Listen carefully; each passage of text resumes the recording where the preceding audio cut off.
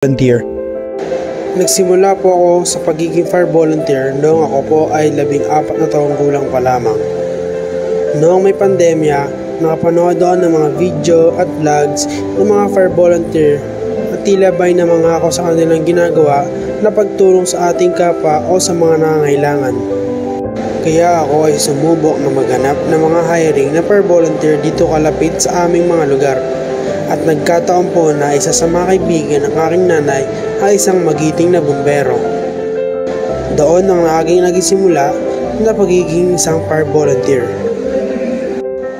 Sa tuwing may nakakita sa akin, nakakilala at kapwa-estudyante ay isa lang ang tanong na lumalabas sa kanilang bibig na bakit daw ako nag-volunteer. Delikado, walang mapapala at sayang sa oras daw po ito sa kadahilan na ako rin ay isang mag-aaral pa lamang. Ngunit ito ay hindi hadlang dahil naniniwala ako hanggat kaya mong tumulong sa taong nangangailangan ay tumulong ka ng bukal sa iyong puso at walang hinihinging kapalit.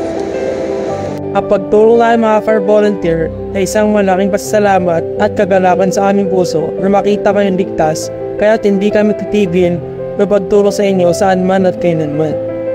Muli, ako si Church Daniel G. Pando, isang estudyante at magiting na fire volunteer na handang tumulong sa inyo at maglingkod.